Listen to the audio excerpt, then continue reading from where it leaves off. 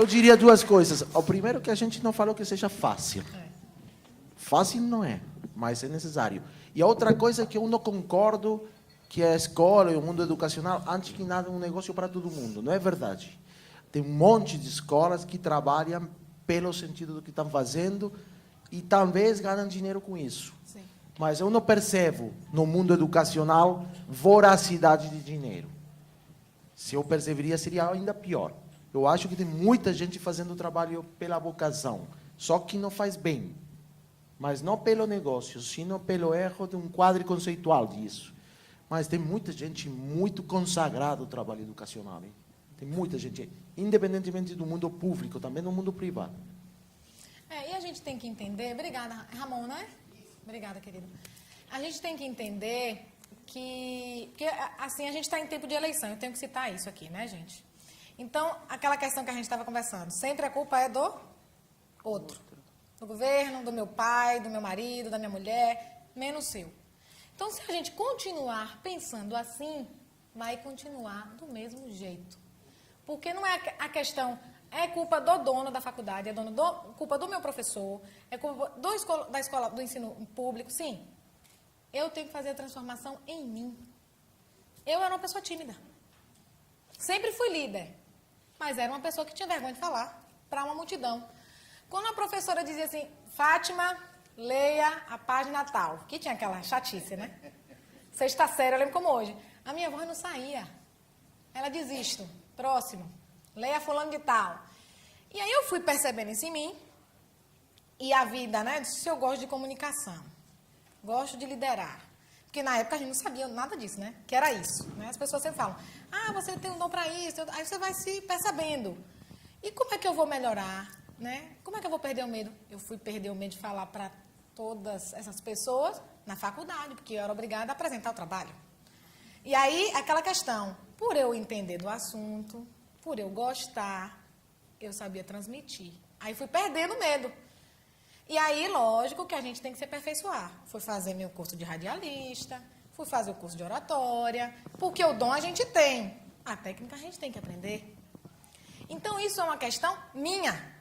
A minha vida é culpa minha. As minhas vitórias é bênção minha. O Carreiras de Oportunidades é um exemplo.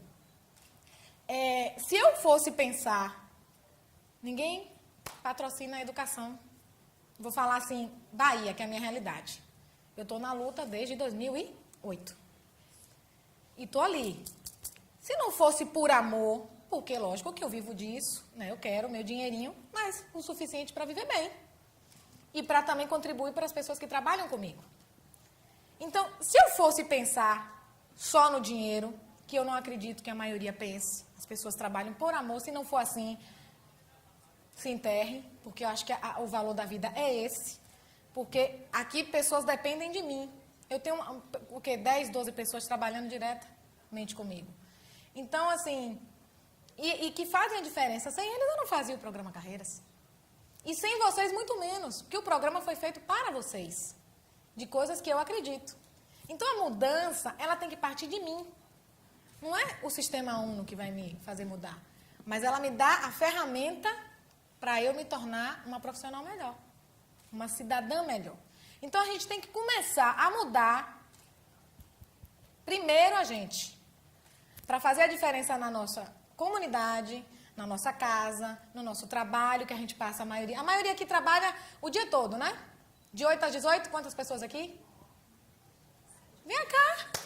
Aqui tem geração neném, nem trabalha, nem estuda, Eu não quero isso, gente. Eu fiquei assustada com os dados dessa geração neném, viu? Depois a gente vai conversar sobre isso.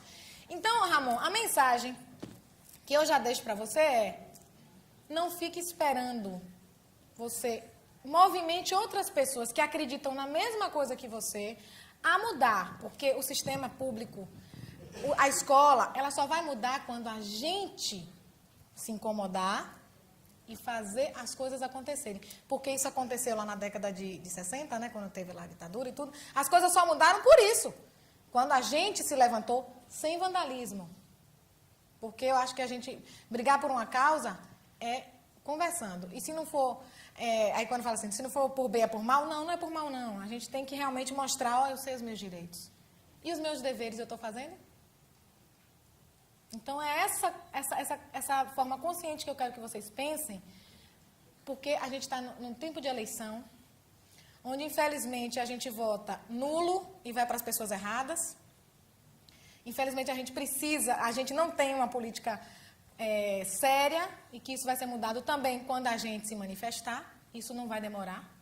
Então, é a mensagem que eu digo a vocês. Pensem em quem votar, conheça seu candidato, porque no momento que você vende seu voto, você está sendo pior do que ele. Porque o momento que você vendeu, você não tem mais direito por ele. E quem paga é quem não vende seu voto. Então, é isso que eu quero que vocês reflitam. Eu gostaria que vocês deixassem uma mensagem para esses cidadãos e profissionais do presente e do futuro, para a gente fechar. Bom, só aqui um caminho, um voto de esperança nessa questão dos gestores, como é que muda o Brasil. A hora que a gente tiver uma forma de pensar diferente, isso se dá com a educação, a gente vai conseguir ir mudando. Tem um exemplo recente, os Estados Unidos elegeu o primeiro presidente negro. Eu vi uma pesquisa que mostrou a razão pela qual eles votaram nesse presidente. Ele e a mulher dele são doutores pela universidade. Quando é que brasileiro vai ver algum currículo de candidato? É mostrado o currículo? Isso é falado? O candidato que tem boa formação, ele fala, por acaso, isso com orgulho? Eu fiz isso, eu fiz doutorado. E se discute a mesma coisa sempre. Eu vou dar mais educação, vou dar mais saúde. Ninguém sabe de onde vem a verba, né? Ninguém sabe, a gente sabe, né? Mas, enfim, quando isso for relevante para o público, eu acho que aí a gente começa a mudar. E quero dizer também que eu gostei muito das perguntas, das intervenções, porque eu acho que escola boa é aquela que ensina o aluno a perguntar e não a responder.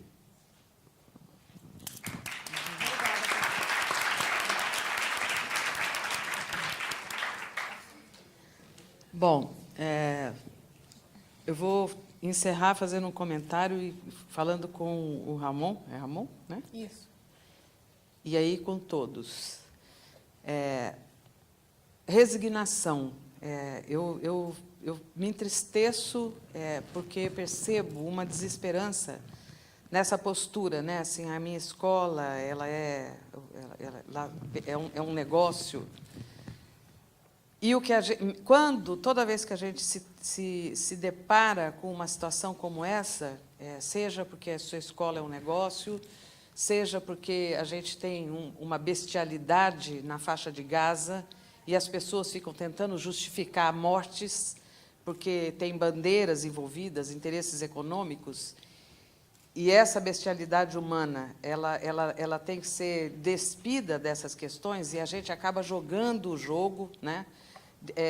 Querendo justificar a morte, seja por uma razão ou por outra, quando a gente, na verdade, tem que pensar na solidariedade humana e na vida do ser humano. Pablo sabe disso. A Argentina produziu uma das educadoras, na minha opinião, mais brilhantes. E fazendo um gancho com o que o Eugênio falou, o século XX produziu mais de 250 milhões de mortes a mando de pessoas que tiveram educação sofisticada. Brancos, negros, seja lá de que religião tem, em que país estejam. 250 milhões. Então, assim, a mensagem a educação, o aluno, a escola e os seus alunos, e os docentes dos seus alunos, a escola não pode ser um ambiente de resignação, ela é um ambiente de transformação. E o aluno não pode ter uma relação burocrática, ele não pode aprender história ou qualquer outro conhecimento de uma maneira burocrática para ele passar de ano ou entrar numa universidade. O que a gente precisa fazer é não se resignar, seja com o caráter da faculdade, o tipo de relação que a gente tem com a vida, com os valores, com os nossos líderes. Eu sempre batalhei, eu sou uma pessoa que fico indignada, e eu acho que a gente tem a obrigação, cada um de nós, de ficar indignados. A indignação é que movimenta a transformação. E pensar em transformação não necessariamente as grandes revoluções. Se a gente conseguir fazer pequenas transformações individualmente, a gente acaba criando um movimento. Aliás, esse é o conceito da sociedade sustentável.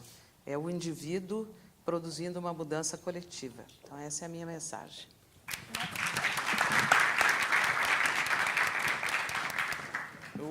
A gente acha que o estilo, a forma, faz o fundo, né? E a gente tem muito visto no mundo educacional que o debate, em geral, é muito sério e pouco firme. E a gente está tentando trazer para aqui, levar para qualquer parte que vai, menos seriedade e mais firmeza. Obrigado por nos invitar. Nossa, o prazer foi meu de tê-los aqui no programa. Eu quero agradecer a participação de vocês mais uma vez. Sejam muito bem-vindos sempre. Dia 28 de agosto tem mais. A gente vai fazer 2 esse mês, sobre empregabilidade e sustentabilidade regional. Agradeço você que nos acompanha na web. E agradecer, lógico, a presença de Carlos Pinheiro, da Universitária, nosso grande parceiro e amigo. Há 35 anos no mercado fazendo a diferença. Nelson Noslin, da revista Casamento de Salvador, que nos apoia. Saiu até uma matéria, né, do Carreiras, ele cobriu. Muito obrigada. A toda a equipe, né, vieram de São Paulo, né, a UNO, me perdoe. A pessoa já... Esse negócio dos artigos é um caso sério, viu? E é coisa de paulista, né, esse negócio dos artigos? Uhum. Luiz Magalhães, diretor de processo pedagógico. Cadê ele? Ele já foi? Ó, que pena. Selma Brito, diretora de formação. E o Mota. E cadê o outro, gente? Também já foi embora? E você, a Monique, que veio de Fortaleza, não é isso? Ó, gente, a gente tá chique. Meu pessoal de fora aqui para prestigiar nosso programa. Quero agradecer a Zé. Zé, viu, gente, a intimidade. Zé Antônio, que é o administrativo da copiadora universitária.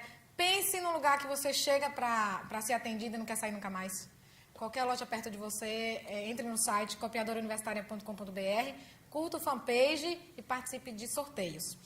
Eu quero agradecer também a Mix Bahia, supermercados. O presidente da Mix Bahia, inclusive, vai estar presente no painel do dia 28, falando, né, que é uma pessoa que foi empregado e hoje um empreendedor, quer dizer, há muitos anos, né, administrador formado, e os demais vai ser Isaac Eddington, que foi o secretário da Ecopa, que hoje é secretário de Projetos Especiais de Salvador, e a Mobília Eventos, que nos dá esse cenário maravilhoso. O Diego Baense está presente? Você vê, né, como são as coisas. A pessoa cita, né? Ele disse que viria, alguma coisa aconteceu. Empresário é um negócio sério, né? A gente está trabalhando, não pode largar, e eu entendo perfeitamente, é um grande parceiro. Quem nos acompanhou, né, quem acompanha o Carreira sabe, a DOC foi que era a nossa produtora, ela agora está trabalhando em outro foco, e hoje quem está com a gente é a Casa 2 Filmes, o dono e empreendedor Roberto Lopes, da sua equipe Israel, e Rogério está por aí em algum lugar. Agradeço a minha equipe maravilhosa, Renan, Carla, Maiane, Natan, Ana Prado, né? Sem vocês realmente eu não faria um programa tão bacana. E agradecer a Deus por essa oportunidade, porque o Carreiras é um presente de Deus na minha vida, né? Me trouxe grandes parceiros, grandes amigos. Agradeço a minha mãe, sempre... Ela ainda não pôde estar presente no evento, né? Está lá com os netos. E lembrando sempre, gente, faça a diferença. E se não está satisfeito, peça para sair. Fiquem com Deus e até o nosso próximo programa. Muito bem, Fábio.